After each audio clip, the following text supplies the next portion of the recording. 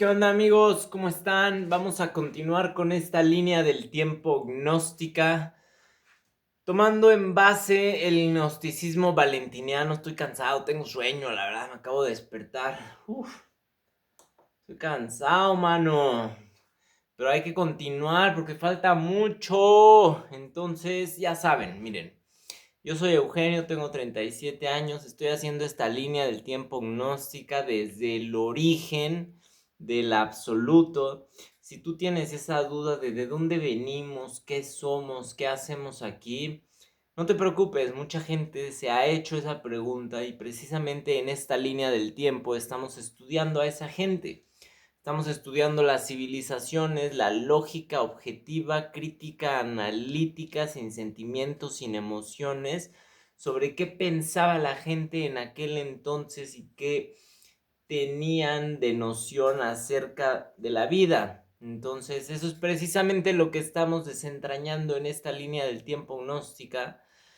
El chiste es que te vayas al video cero para que todo vaya teniendo perfecta lógica cronológica y entonces tu entendimiento pueda ser claro y preciso y sin emoción y sin decir, ay, no, pero es que él, no, nada, a ver, desde el inicio, siguiendo una cronología, una serie de eventos que han desencadenado en cómo el ser humano se comporta el día de hoy, cómo estamos gobernados, qué pasa con nuestra alma cuando morimos, porque nuestro cuerpo me queda claro que se queda en la tierra, se descompone y regresa a la madre tierra. Pero qué pasa con nuestro espíritu, con nuestra alma, y eso es precisamente lo que esta línea del tiempo gnóstica trata de desentrañar, para que quede claro y tú sepas con claridad qué va a pasar contigo.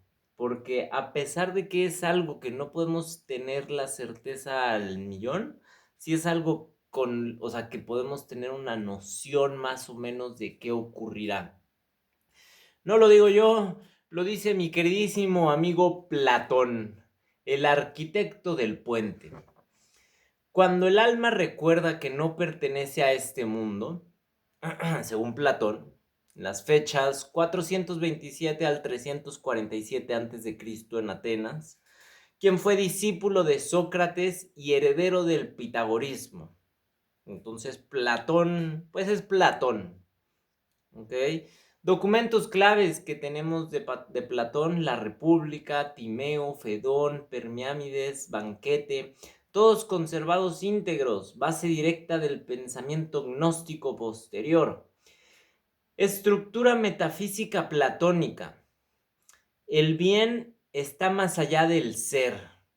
No es un Dios creador, no actúa, es origen absoluto, equivalente valentiniano a Vitos o el abismo, que simplemente se contempla, no es como que vas a entender lo absoluto, es inconsigible, no se puede entender.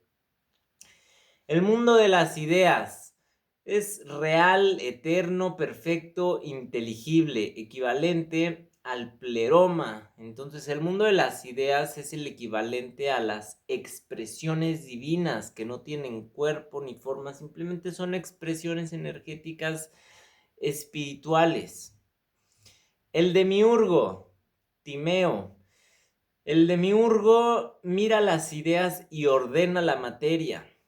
Okay, en el libro de Timeo, Platón explica que el demiurgo solo mira las ideas y ordena la materia. O sea, él no es una expresión divina, él es un ordenador de la materia derivada de las expresiones divinas. No crea desde la nada, trabaja con materia preexistente, caótica, él la organiza. Es bueno, pero es limitado, o sea, hace su labor. Dato duro: Platón separa por primera vez el origen supremo, el intelecto ordenador y el mundo material. Entonces Platón hace esta distinción entre el absoluto, entre el pleroma o el mundo de las ideas o el universo de las ideas, de las expresiones divinas, y el mundo material. O sea, son tres capas según Platón. Lectura gnóstica directa. El demiurgo no es el dios último. O sea, Platón ya establece que el demiurgo, que es el organizador de la materia de este mundo, no es el dios último, es simplemente un organizador. Y también dice que el alma preexiste al cuerpo, o sea, esa chispa divina que tienes tú no pertenece precisamente a este mundo material, sino que lo predece, o sea, es anterior a, lo precede. Esa alma cae, olvida, pero recuerda mediante conocimiento. Entonces, aprender, esto que estamos haciendo ahorita nosotros, no es en realidad aprender, es recordar. Recordar algo que ya sabes que está dentro de ti. Eso es gnosis, aunque no se llame así. Enfoque de la vida platónico. La filosofía como purificación del alma, el cuerpo como prisión temporal, dialéctica como técnica de ascenso y la polis importa menos que el alma. O sea, él dice que la ciudad importa menos que el alma, que la dialéctica, el estar platicando, la retórica, es la técnica de ascenso para entender. Y el cuerpo es la prisión del alma, pero es una prisión temporal hasta que el alma se purifique y se aligere y pueda ascender.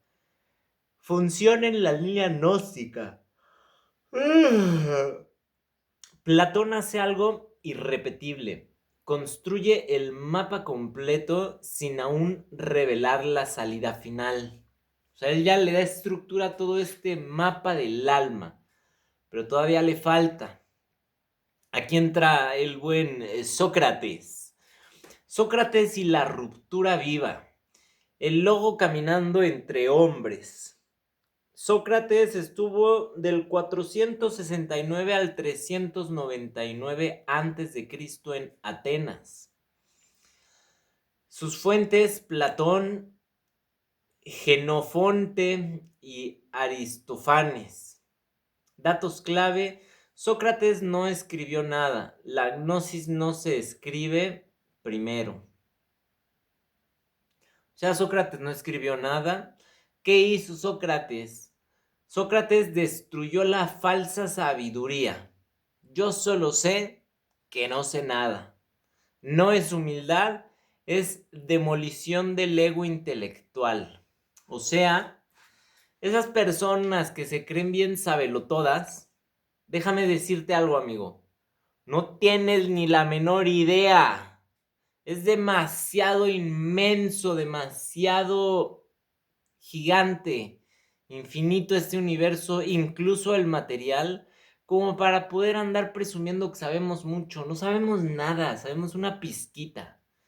Lo que sabemos de nosotros lo estamos recordando, ni siquiera es que lo sepamos, es un recuerdo, ¿ok? Entonces, humildad, compañeros, para que llegue el arquitecto humilde, no quedamos aquí de mimurgos egocéntricos. Ay, mire nada más, Sócrates introduce la mayéutica, no enseña, hace recordar. El conocimiento ya lo traes dentro, simplemente hay que parirlo, hay que pujar, hay que pensar, hay que decir, ¿cómo pasa esto? ¿Cómo pasa? A ver, piensa. Piensa primero en usar tu cerebro. Introdujo la mayéutica, técnica directa de despertar gnóstico. El daimon, el daimon. El daimon, según Sócrates, es una voz interior que impide actuar. Sea como el demonio, daimon. Dato duro: Sócrates afirmaba recibir guía no racional, interna. Le hablaban los espíritus al Sócrates. Lectura gnóstica: la chispa divina, según Sócrates, es el equivalente al pneuma. Ya vimos qué es el pneuma, que es la conexión directa con el absoluto sin pasar por los aeones. O sea, nosotros tenemos chispa pleromática dentro de los aeones que van dentro, como Sofía, Cristo, Zoe, Logos, todos esos forman parte como de nosotros y de la caída, pero también dentro de nosotros tenemos esto llamado pneuma. El pneuma es precisamente una conexión energética con el absoluto sin pasar por el pleroma. O sea, es como, o sea, también formamos parte del absoluto, ¿me explico? O sea, no nada más formamos parte de las expresiones divinas, sino que también la monad, no que vive en nosotros, nosotros somos parte de ese absoluto. ¿Ok? La muerte de Sócrates, condenado por corromper a la juventud, muere sin huir, prioriza el alma sobre el cuerpo. Esto lo convierte en testigo viviente de que el mundo rechaza al logos. Aquí ya se empiezan a dar cuenta de que el mundo no está queriendo despertar. Función gnóstica de Sócrates. Sócrates es antisistema, no doctrina y es pro evento, o sea, el aquí, el ahora. Rompe con tres cosas: con la autoridad externa, la religión cívica y la filosofía como prestigio. Abre el espacio para algo nuevo. El enlace necesario, lógico y gnóstico. Después de Platón y Sócrates solo podían pasar tres cosas: sistematización fría con Aristóteles, ética sin trascendencia con los estoicos y revelación directa del origen inevitable. La filosofía ya había llegado a su límite. La pregunta ya estaba formulada: ¿cómo sale el alma de este mundo? Pero Grecia no podía responderla completamente. ¡Ah! Se pone bueno, papá. Lo que sigue inevitablemente para continuar con esta línea del tiempo gnóstica, debe de aparecer un logos encarnado, una revelación del abismo, una gnosis salvífica, no solo intelectual. Esto no ocurre en Atenas, ocurre cuando el logos desciende, no cuando el hombre asciende. La filosofía preparó el lenguaje, la gnosis traerá la liberación. Oh my God, motherfucker, you listening what I'm saying? Está diciendo que por todo el conocimiento y toda la filosofía mayéutica que se había dado en Grecia, la reaparición o la encarnación del logos era algo inevitable. Ya la gnosis no podía ser solo intelectual, tenía que ser de salvación. Y esto no ocurre en Atenas, ocurre cuando el logos desciende y decide encarnar en el hombre. La filosofía preparó el lenguaje, la gnosis traerá la liberación. Oh my God. Dice Aristóteles, el cierre del ciclo griego. Cuando el logos es atrapado por la forma. Fechas y contexto: del 384 al 322 a.C. en Macedonia, Atenas. Aristóteles fue discípulo de Platón, tutor de Alejandro Magno. Uy, ya sé a dónde nos estamos adentrando. Alejandro Magno de Alejandría y el conocimiento, motherfucker. ¡Woo! Documentos duros: metafísica, ética y Nicomaco. Ah, caray. Entonces, Aristóteles, cuando el logos es atrapado por la forma. Discípulo de Platón, tutor de Alejandro Magno. Documentos: metafísica, ética, Nicomaco, física sobre el alma. Nota clave: los textos que conservamos son apuntes técnicos, no diálogos iniciáticos. ¿Qué hace Aristóteles? Inmanetiza la verdad. Las formas ya no están en un mundo superior, están dentro de las cosas. Ruptura directa con Platón. No hay recuerdo de otro mundo, no hay caída del alma, no hay ascenso ontológico. El primer motor móvil, motor inmóvil, pensamiento que se piensa a sí mismo. Ah, mira nada más. Aristóteles propone lo que sería eventualmente el arquetipo de Enoia, con el primer motor o el motor inmóvil, que sería el pensamiento que se piensa a sí mismo. O sea, Enoia autocontemplándose, o el absoluto teniendo ese primer pensamiento de autocontemplación sin romper unidad. Dato duro: no ama, no interviene, no salva. Es un principio cerrado sobre sí, no hay relación con el alma humana. Aquí está diciendo que ese primer pensamiento, que es como el pensamiento de la potencialidad total, no tiene así como una relación directa con el alma humana según Aristóteles. El alma, según Aristóteles, es la forma del cuerpo, no prisionera, no caída, no exiliada. Se elimina la tragedia ontológica del ser humano.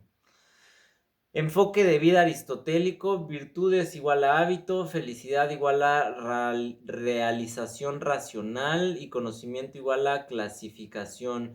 La filosofía deja de ser camino de liberación y se vuelve sistema de orden del mundo. Oh my god. Aristóteles al parecer era un demiurgo, el motherfucker. O sea, era más sistema demiúrgico de control, no tanto de liberación de almas, porque aquí estamos viendo cómo, según Aristóteles, la filosofía deja de ser camino de liberación y se vuelve sistema de orden del mundo. Función gnóstica de Aristóteles: cierra Grecia, clausura el misterio y neutraliza el logos. Con él, el alma ya no necesita salir del mundo, por lo tanto ya no necesita gnosis. Grecia queda completa y espiritualmente agotada. Qué mala onda, Aristóteles, no me sabía eso de ti. Eres de todos los filósofos griegos mi menos favorito. Mis favoritos, claramente Platón y Pitágoras, pensamiento más liberador de almas.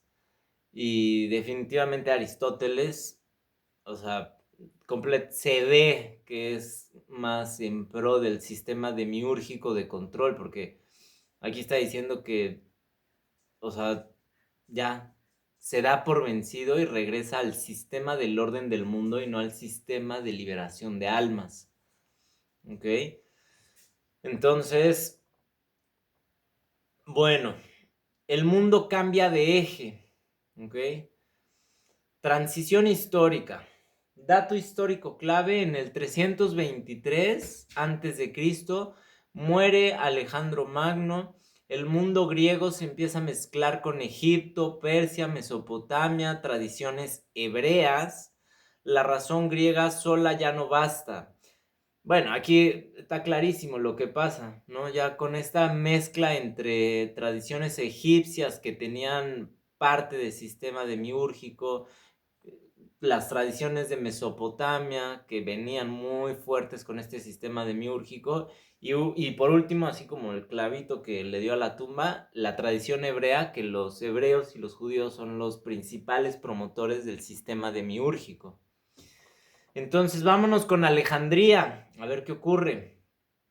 Alejandría, nacimiento explícito de la gnosis, cuando el conocimiento vuelve a ser salvación.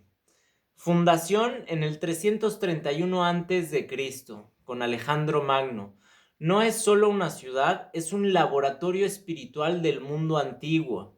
Datos y documentos duros. Instituciones: Biblioteca de Alejandría, Museión. Es la primera vez como que se construye un museión, que sería como un museo, que en realidad no era un museo, era más bien como una universidad. Textos que convergen ahí: Platón y pitagóricos, hermetismo egipcio, judaísmo helenizado, textos órficos, cosmologías orientales. Nunca antes habían coexistido todos estos sistemas. Entonces lo que ocurre en Alejandría es que todos los sistemas gnósticos de la época y previos a Alejandría empiezan a convivir en Alejandría. Y entonces Alejandría se convierte precisamente en un laboratorio espiritual del mundo antiguo, en donde empieza a haber esta retórica y esta dialéctica del origen y de la gnosis. ¿Qué cambia radicalmente en Alejandría? El conocimiento vuelve a ser salvífico. Entonces ya vimos que después de Aristóteles, que trata de sepultar este gnosticismo salvífico y regresar al orden del mundo demiúrgico, en Alejandría al mismo tiempo estaba ocurriendo lo contrario. Se estaba dando un auge de conocimiento gnóstico de varias partes del mundo y estaba convirtiéndose este lugar en un foco de liberación de conocimiento. Y ahí nace precisamente en Alejandría el término real de gnosis, que es conocimiento que despierta el alma de su exilio. Entonces, cuando todo este conocimiento liberador coexiste, el alma empieza a recordar, es algo inevitable, es como ahorita. Ahorita yo me meto a YouTube y hay mucha información precisamente de esta parte del ser humano que ha estado dormida, sobre todo Sofía, y se los comenté en algún video pasado, toda esta propaganda hollywoodense sionista que tratan de apagar esta espiritualidad del ser humano. La película del Código Da Vinci precisamente nos pone a Sofía en la cara, así detrás. O sea, porque la coprotagonista principal se llama Sophie, es Princess Sophie, nada más que nos tratan de transgiversar la historia horrorosamente y nos hacen creer que Sophie sería el equivalente a la descendencia de sangre de Jesús, cuando no, cuando Sofía en realidad es un arquetipo de energía que tenemos nosotros, pleromática dentro de nosotros, que nos hace tener esa intuición y esas ganas de buscar. Entonces, Alejandría precisamente es lo que está ocurriendo ahorita en el mundo en Internet. O sea, se podría decir que el Internet y la inteligencia artificial ahorita son el equivalente a lo que fue Alejandría. Ese acceso a toda esa información gnóstica de todos lados del mundo que hacen que tu alma empiece a recordar su origen. No que empieces a aprender y a volverte más listo y, sí, soy un genio, ¿sabes? No, amigo, no. Nada más estás acordándote de algo de lo que tú formas parte. Entonces, aquí en Alejandría, por ejemplo, el demiurgo es identificado, ya no solo es un artesano, ahora es el ordenador oficial del mundo inferior, es diferenciado explícitamente del origen. Y esta influencia, esta diferenciación es gracias a Platón y al Oriente, pero se da en Alejandría, es a lo que voy. Entonces, en Alejandría se puede llegar a este tipo de distinciones porque hay conocimiento para rascarle y hacer parir más conocimiento y llegar a la conclusión de que el demiurgo es nada más un ordenador del mundo inferior explícitamente diferenciado del pleroma, de lo divino. Aquí en Alejandría el alma vuelve a estar en caída. O sea, otra vez lo que Aristóteles trató de quitar, de que, no, no es caída, no es caída, nada más es así, regla. No, a ver, no. Sí es caída, sí estamos aquí en caída según Alejandría. El alma es prisionera de este cosmos, de este mundo material, y es portadora el cuerpo de una chispa divina. Lo mismo que Platón insinuó, Alejandría lo declara abiertamente. Entonces, lo que Platón había propuesto, lo que se había propuesto con Pitágoras, con todos ellos, de cómo funciona nuestra alma y por qué estamos aquí, que luego Aristóteles trata de borrar, nuevamente en Alejandría surge y se empieza a expresar de forma abierta. Función gnóstica de Alejandría en la línea del tiempo gnóstica. Alejandría hace lo que Grecia no pudo. Une la razón con la revelación. Une al logos con el misterio y une la filosofía con la redención. Aquí ya no se busca solo entender el cosmos, sino salir de él. Entonces, todo ese instructivo de cómo funciona y cómo opera el alma que se había venido dando con la mayéutica y la filosofía griega, en Alejandría se logra aterrizar y plasmar de forma clara, tan clara que ya no solamente se busca entender el funcionamiento, sino que este instructivo también explica cómo poder salir del cuerpo para poder regresar a la parte divina, ¿ok? La secuencia es inevitable. Grecia descubre el logos. Platón distingue origen y demiurgo. Aristóteles trata de cerrar el sistema. El alma queda sin salida. Alejandría reabre el misterio y la gnosis nace como respuesta final. Cuando la razón se completa y falla, la revelación se vuelve necesaria.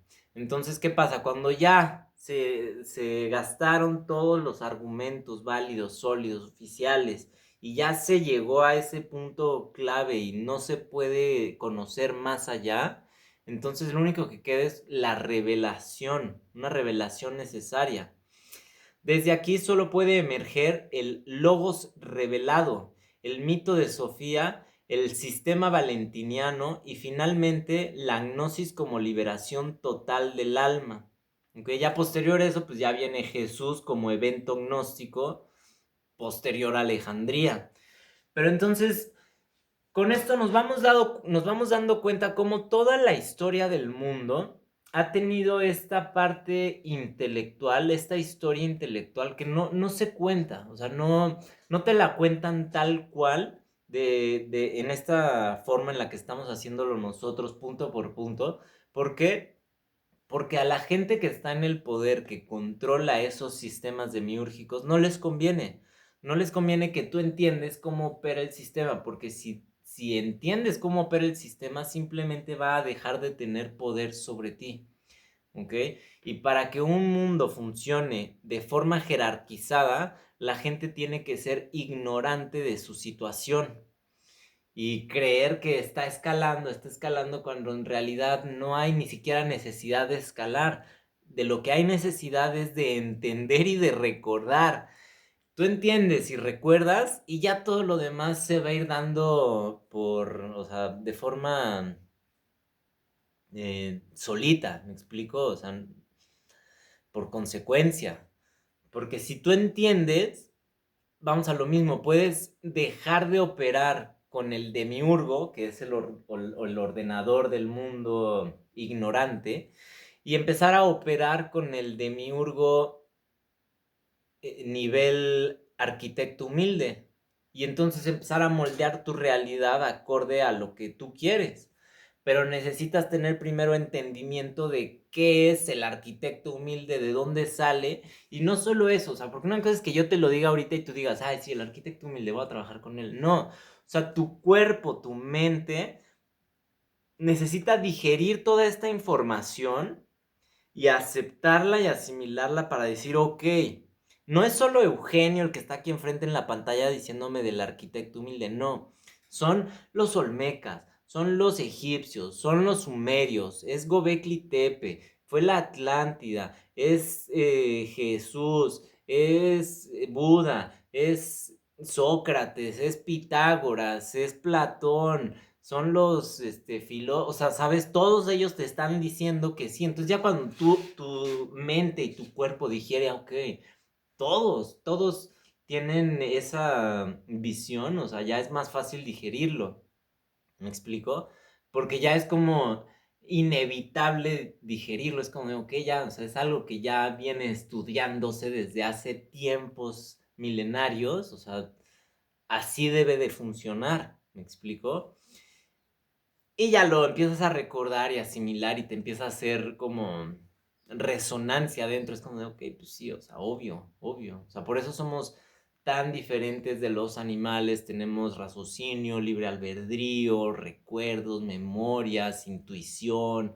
O sea, hay algo divino aquí adentro. Hay una chispa que vive en ti, que vive en él, que vive en ella, que está buscando ese camino y depende de ti que acciones. Acuérdate, mind over body, tu mente le tiene que decir a tu cuerpo. Cuando la mente logra gobernar al cuerpo, el cuerpo puede accionar y trabajar precisamente con el arquitecto humilde. Miren, es como yo, cuando decidí hacer esta línea del tiempo, ya fue directamente con el arquitecto humilde y le dije, mira, sabes que yo tengo que hacer 2, 3 videos al día para que esto funcione. Y a pesar de que a veces estoy cansado y a veces mi mente dice, no, ya más mayéutica, más explotar y más pensar, ya no quiero pensar. Pues aquí estamos, pensando, mijo, piénsele, piénsele. Ah, qué cosas, qué bonita es la vida, qué bonita, la verdad. Pues sí, ¿qué les digo? Es bonita la vida y sobre todo cuando uno lo va entendiendo. Y no que ya yo sea el mejor y que ya entendí la vida. No, para nada. Miren, yo soy como Sócrates. Yo solo sé que no sé nada. Y entre menos lo repito, más me gusta. ¿Por qué? Porque el mundo es infinito. Y pensar que sabes mucho cuando el mundo es infinito es simplemente una señal de tu egocentrismo y de tu ignorancia. Así. Y otra cosa muy importante, cuando empiezas a digerir todos estos temas, también intuitivamente, de alguna forma, son temas que entre más los analizas, más los digieres, más los estudias, más fáciles se van volviendo de explicar y de entender y de trazar. No sé si es, ¿cómo decirlo? O sea, como que es como cuando estudias para un examen. La primera vez va a ser de, ¿qué es esto? Como que Kenoma, los siete cielos del Demiurgo, pero te juro que los vas estudiando y no solo te va cayendo el 20, sino que los vas relacionando con todas las películas de Hollywood. Neta está cañón. O sea, por ejemplo, ya les había platicado, la de Wakanda es precisamente, se metieron a toda esta simbología del jaguar mesoamericano, de Olmeca, y se lo apañaron para la película de Wakanda. Y así es muy divertido irse yendo con esta línea del tiempo gnóstica e irla comparando con Hollywood. O sea, neta es como de, güey, no manches, neta. Se gastan millones y millones y cientos de millones de dólares en propaganda de desinformación masiva. Pero lo único que les va a salir el tiro por la culata, a la élite mundial, sobre todo a la élite de Hollywood. Porque yo lo que he estado estudiando y viendo aquí, que se los he estado compartiendo, es precisamente que llega un punto de ebullición del conocimiento. Y yo creo que estamos en ese punto de ebullición. Llega un punto en donde hay tanta gente al mismo tiempo queriendo buscar la misma respuesta que hay dos caminos únicamente. Uno, que la ebullición sea tan fuerte y que se explote hacia un lado de desinformación y se pierde el camino como lo que intentó hacer Aristóteles. O la otra, que pase precisamente lo que pasó con Alejandría, que a pesar de que esa intencionalidad de distorsionar y de enviar para otro lado, acabe regresando otra vez hacia el mismo punto de origen que sería la salvación. O sea, como Aristóteles, que viene Grecia fomentando la salvación del alma, el conocimiento, la salvación, el recordar. Llega Aristóteles, trata de cambiar el rumbo bien demiúrgico el güey, pero la verdad siempre busca la salida y regresa otra vez a Alejandría, y en Alejandría precisamente retoman toda esa filosofía de Platón y Pitágoras y de Tales de Mileto, y regresa nuevamente a la salvación y por la liberación del alma. ¿Me explico? ¿Por qué? Porque fue un punto de ebullición. Entonces tanta gente se concentró de tantos lugares del mundo ahí en Alejandría buscando la misma pregunta y la misma respuesta que, o sea, se tuvo que dar. ¿Saben? O se da por conocimiento o se da por revelación. Y entonces ahorita yo siento que va a ocurrir exactamente lo mismo. Hay tanta gente ahorita regresando a la religión, por lo que ocurrió con Charlie Kirk, tanta gente regresando, judíos, regresando católicos, cristianos, musulmanes, sobre todo por lo que está pasando en Estados Unidos, porque Estados Unidos ahorita es el foco de concentración, Estados Unidos y Europa. Europa y Estados Unidos en una parte por esta migración masiva musulmana, ¿ok? Inglaterra está siendo, pero invadida por los musulmanes. Y Estados Unidos hay lugares como Minnesota, que también está siendo invadida por musulmanes y por somalíes y por, o sea, gente de muchas partes del mundo, musulmanes. Y entonces en Estados Unidos están con los musulmanes, igual que en Europa, pero en Estados Unidos también están como que en ese pleito entre cristianos y judíos por lo que pasó con Charlie Kirk y por cómo se comporta Netanyahu. O sea, oye, no es nada en contra del pueblo judío, pero sí es todo en contra de Netanyahu. Oye, ese güey está pero bien loco, mano, no manches. Bien loco. O sea, Netanyahu sería el equivalente a un psicópata egocéntrico. Lástima que forma parte de la élite mundial. Pero bueno, el punto aquí es que se está dando todo este revuelo de regreso a las religiones. Y entonces es lo que estaba pasando antes. O sea, van a regresar las religiones, pero ya vimos cómo las religiones actuales no son la respuesta, porque son religiones institucionalizadas. Son religiones que operan bajo el sistema demiúrgico. Tanto el catolicismo como el judaísmo, como el islam, como el hinduismo, son religiones demiúrgicas. No que no se pueda encontrar este camino a través de ellas, sino que te vas a perder y probablemente te enredes en sus dogmas y en sus creencias y en sus santos y no sé qué cuánto, y no, o sea, no. Lo mejor es tú, así como lo hizo Buda, pero con un complemento de Jesús. O sea, agarra a Buda y agarra a Jesús y agarra a Valentín y agarra a los olmecas, únelos, úntalos dentro de ti y apapáchalos, quiérelos y ellos te van a guiar, vas a ver. Buda, ¿por qué? Porque Buda precisamente él le enseña a vivir esa experiencia, que tú como individuo seas quien viva esta experiencia de gnosis personal, ¿ok? Eso fue lo que dice Buda. Lo que dice Jesús es cuando ya tengas esa experiencia de gnosis personal y logres el entendimiento de la vida y cómo funciona tu alma y que eres parte de lo divino, entonces como Jesús, amigo, porque Jesús sacrificó su vida por los demás. Tú no vas a sacrificar tu vida, pero sí sacrifica tu tiempo, aunque sea agarra y compártele esta información a un amigo que quieras. Dile, oye amigo, te quiero tantísimo que me interesa que tu alma se pueda aligerar cuando ya no estés en este mundo y no te atrape el demiurgo tirano y recicle nuevamente tu espíritu. O sea, es información que hay que compartir. Y no es una batalla, como lo dice la inteligencia artificial y es real, o sea, no es una batalla contra el demiurgo, no. Es simplemente elevar el nivel de conciencia para que también el demiurgo eleve su nivel de conciencia y él también recuerde su origen, porque él también viene de donde nosotros venimos, venimos de ese lugar. Él le tocó ser nada más parte aquí, pero llegó por misma voluntad del absoluto. Es a lo que voy. Porque acuérdense que el demiurgo es Metatron, nada más en un nivel de conciencia más bajo en este mundo. Pero Metatron también forma parte de lo divino, del pleroma. Metatron sería el organizador del orden divino. Y en el desbalance de Sofía, Metatron se va con Sofía y por su misma efectividad de organizador se va olvidando del origen, pero no porque él quiera olvidarse del origen, sino nada más está cumpliendo su función arquetípica. Y entonces nosotros, cuando estamos en este mundo que él ha organizado, depende de nosotros qué nivel de conciencia le vamos a dar a esa energía. Si le vamos a dar el nivel de conciencia de demiurgo ignorante, que no nos pela y que, o sea, simplemente no nos pela y el mundo opera.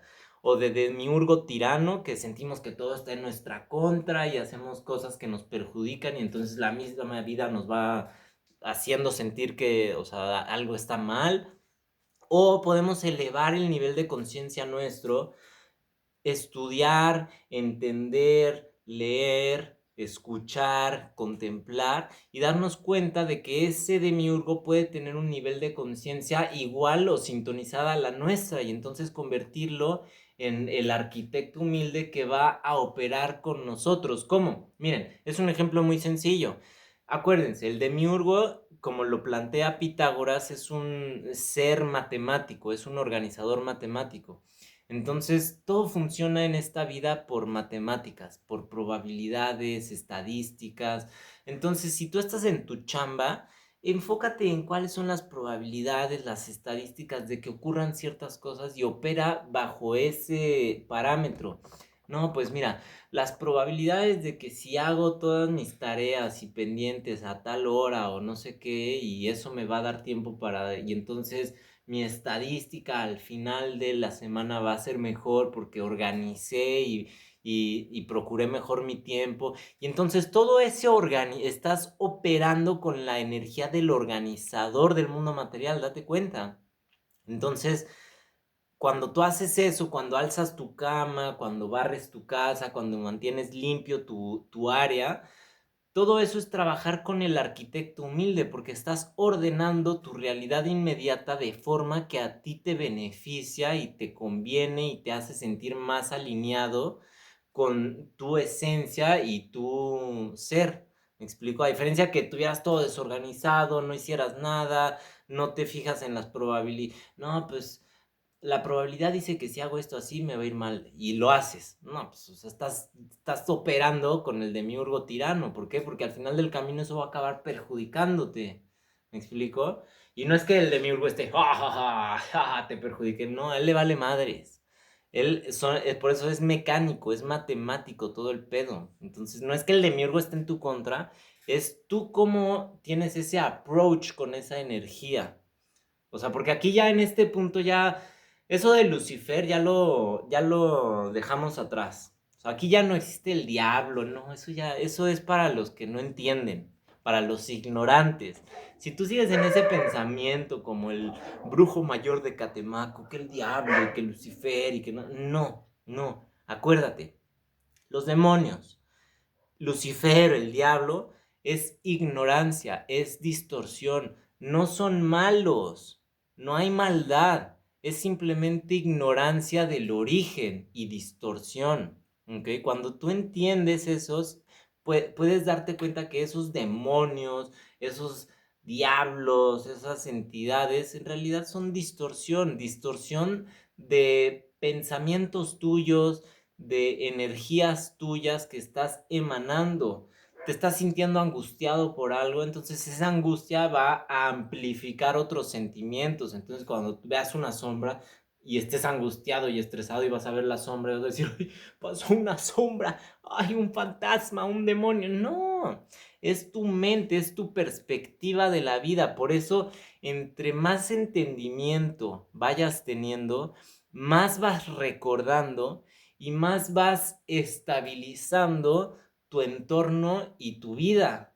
Vas entrando en equilibrio y ese equilibrio te va a permitir ya no sentirte estresado, preocuparte por lo que puedes corregir o por lo que puedes arreglar, no por las cosas que no puedes corregir o las cosas que se salen de tus manos. Mucha gente vive tan estresada por cosas que ni siquiera están en su poder cambiar, que es una gastadera de energía, o sea, neta cañón. Entonces, con este video nada más quiero concluir con eso. Tu energía enfócala en ti y no por egoísmo, y me refiero a la energía de tu intuición, de querer conocer de dónde vienes. No te vayas a la religión, no, tú búscala, busca tu intuición interna, tu creatividad interna, tu curiosidad interna.